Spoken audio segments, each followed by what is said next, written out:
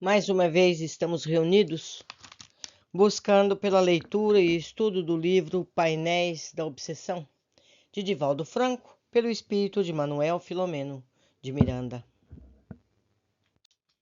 Reflexos do passado na personalidade.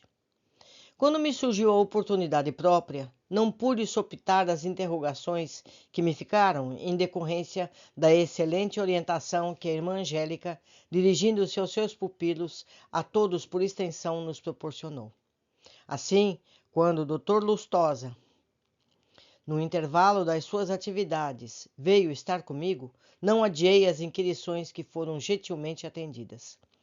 Por que razão, indaguei interessado, a benfeitora convocou Maurício à participação dos esclarecimentos posteriores à sua palestra?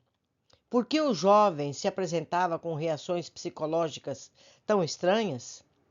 Sem qualquer alarde ou artificialismo de quem pretendesse assumir uma posição de mestre ou de sábio, respondeu-me um amigo com simplicidade. Conforme vimos, o nosso jovem tem desempenhado um papel negativo de alto relevo nas ações comprometedoras do casal sobre nossa assistência. Nas duas referências sintéticas que nos relatou a benfeitora, ele foi um instrumento maleável para a estimulação das tendências primitivas que geraram os males de que hoje Argos se ressente. Espírito jovem nas responsabilidades morais, estagia em experiência que lhe exigirão sacrifícios para os quais não dispõe, por enquanto, das resistências morais para o êxito que seria de esperar-se. Não havendo aproveitado devidamente as últimas reencarnações, principalmente das dores a que se expôs ultimamente, com a colheita da leviandade, permanece ainda anestesiado pelos vapores da ilusão que teima por preservar. Como se desejasse apresentar uma síntese mais completa da personalidade do jovem, fazendo uma digressão em torno do fenômeno da maturidade psicológica, elucidou.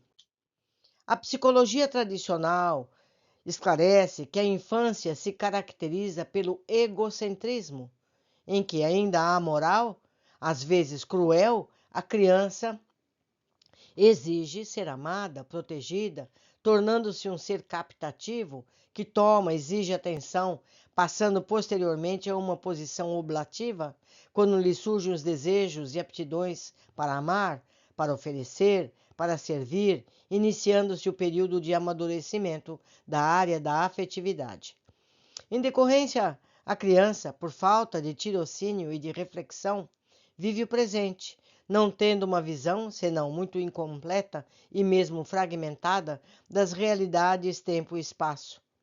O adulto, em razão das necessidades que identifica, da escala de valores da vida que passa a nortear-lhe a existência e do instinto de preservação de si mesmo, põe-se a viver no futuro, organiza tarefas, programa atividades, tendo em vista o amanhã, quando espera prosseguir fluindo os bens e as realizações logrados.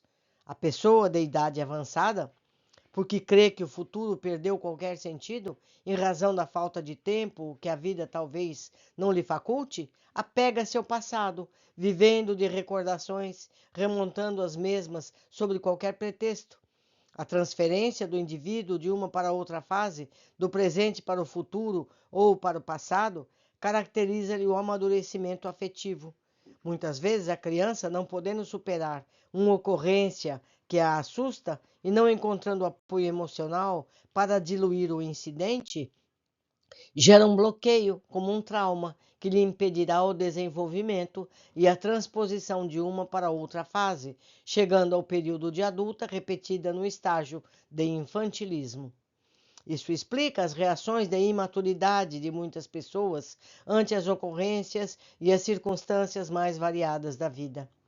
Em razão de tal estado, revelam-se inseguras e egocêntricas, possuem frágil estrutura moral, não demonstram senso de equilíbrio, dificilmente assumindo e desincumbindo-se de responsabilidades, apresentando grande instabilidade nas decisões e uma terrível incapacidade de doar sem receber, de auxiliar sem gratificação de qualquer natureza, estribando seus raciocínios em sonhos vagos, absurdos, que os conduzem a atitudes ilógicas, destituídas de discernimento crítico.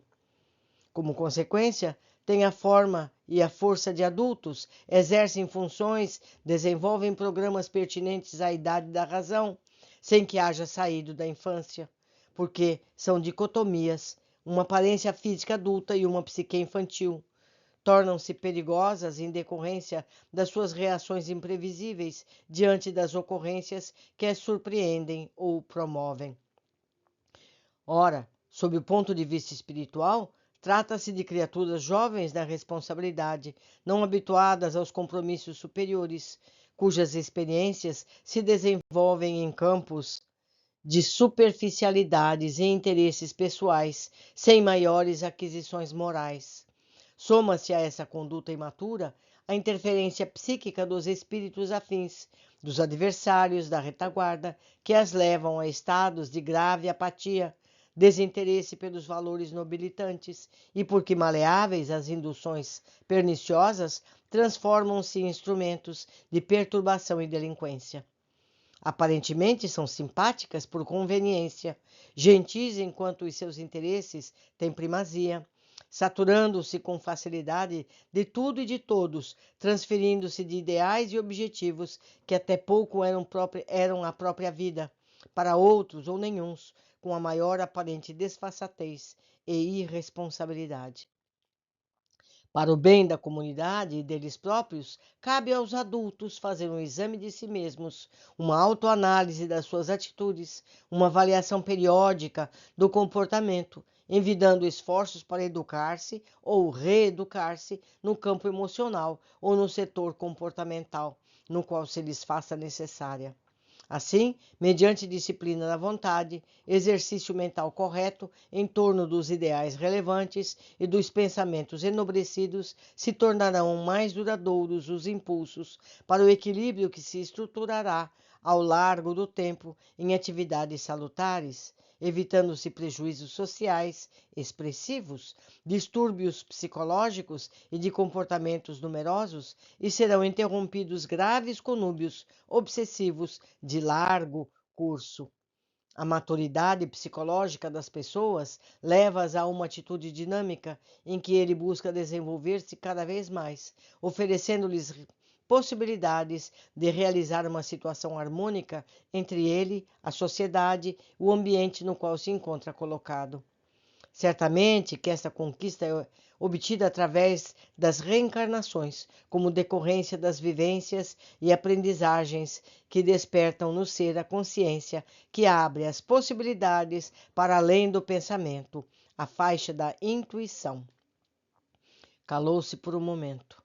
Depois dessa lúcida formulação em torno do amadurecimento da personalidade, da dicotomia mente-corpo, referiu-se mais especialmente a Maurício, cujo comportamento lhe era familiar, informando: herdeiro dos hábitos equivocados, ligado emocionalmente a outros compares de insânia, o seu desenvolvimento psíquico em algumas funções, pelo impositivo da reencarnação, faz-se unilateralmente em razão do corpo perispiritual, ao modelar as organizações fisiológicas e psicológicas, plasmar os efeitos dos inditosos procedimentos pretéritos como mecanismos de recuperação espiritual. No momento, o nosso amigo, revelando insatisfação, desconforto íntimo com a área da afetividade muito perturbada, evadiu-se do lar, vinculando-se a um grupo de jovens músicos, igualmente sonhadores, experimentando estupefacientes, ou seja, drogas alucinógenas que lhes desatam recordações torpes, mais os afligindo e perturbando. Oportunamente o visitaremos, a fim de o despertarmos para os objetivos mais nobres do espírito, de modo que ele possa canalizar as energias dispersas de forma útil, ganhando a bênção da reencarnação que o felicita e pode transformar em cipoal de desdita, mas em leadora.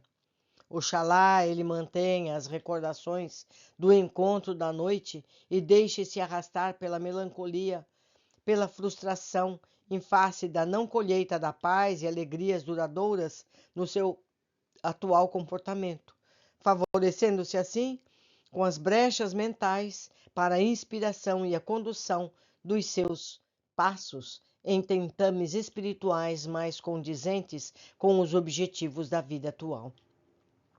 Ante o natural silêncio que se fez espontâneo, e porque aparecesse aguardando novas indagações, desculpando-me pela insistência, inquiri o distinto médico. Por que, de cólera e surda revolta, as reações de Argos ante as evocações trazidas pela irmã Angélica? Ser-lhe-ia talvez melhor que permanecessem adormecidas as ações infelizes de que lhes padecem os efeitos? Se devessem continuar esquecidas, explicou com lógica, a mentora não as traria à baila, evitando tomar em consideração a atitude rancorosa e amarga do paciente em recuperação.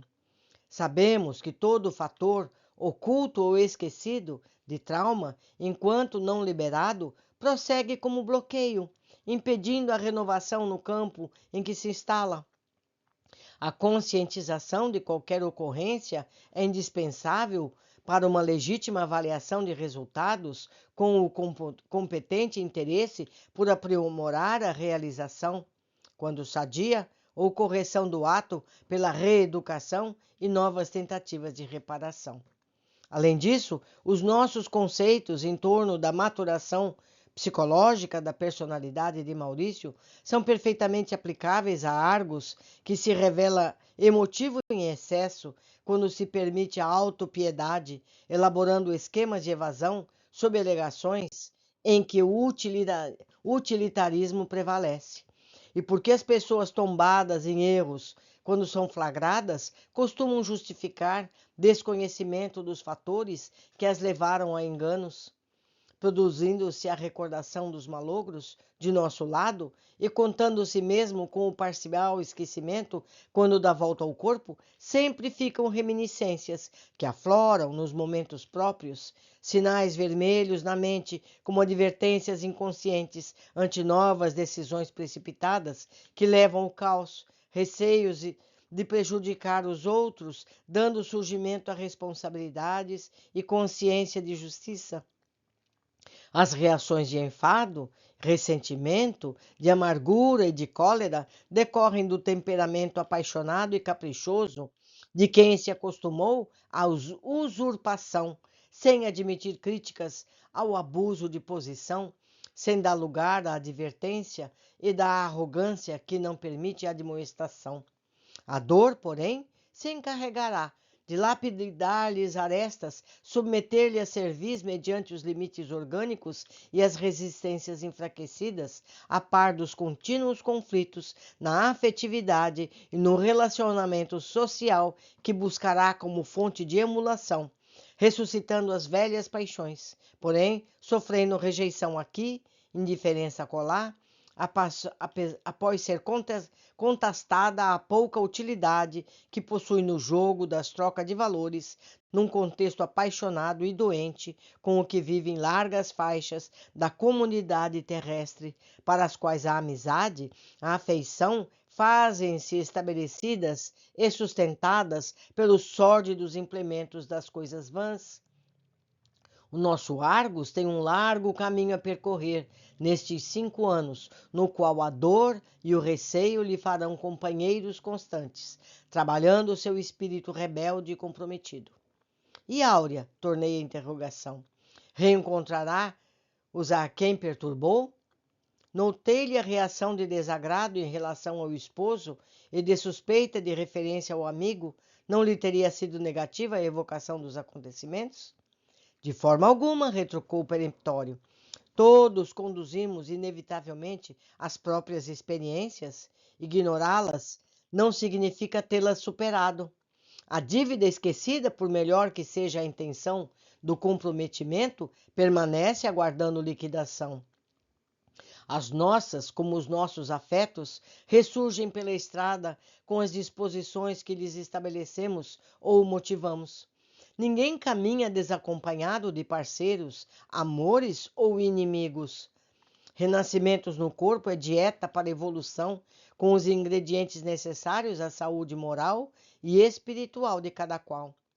Sentindo-se ludibriada pelo esposo, que lhe ocultou a enfermidade, Áurea desencadeou outras lembranças, que ora irá digerindo, mediante o uso do medicamento evangélico de que se servirá, compreendendo que esta oportunidade é de reparação, ao invés de constituir-lhe um crédito para as alegrias que por enquanto não pode fluir. Recordando-se dos sentimentos dúplices de Maurício lhe inspirava no corpo, entendeu e receou a presença do antigo promotor da sua desdita no matrimônio forçado a que foi levada após o assassinato daquele a quem realmente amava. Um fato quase sempre desencadeia uma sucessão de novos acontecimentos, o mesmo se dando quando se esclarece algo nebuloso, que serve de fator predominante na equação de inúmeros quesitos outros que permaneciam como incógnitas. Assim, o simbólico fio de Ariadne da mitologia grega pode ser a revelação dos fatos que a reencarnação oferece para os enigmas da evolução no labirinto das realizações humanas. Neste momento, Bernardo veio convidar-nos a visitar um paciente que acabara de dar entrada no sanatório e que fazia parte do grupo ao qual a irmã Angélica prestava assistência. Fomos, portanto, atender ao dever, sinceramente gratificado pelos informes do lúcido amigo. Meus amigos, esse livro está nos trazendo a necessidade de revermos os nossos comportamentos, as nossas opiniões com relação às pessoas que nos cercam, aos nossos comportamentos, aos nossos sentimentos. Todos estamos ligados. É importante termos sempre isso em mente. Por hoje ficamos aqui e espero a todos na continuidade dos nossos estudos. Abraços.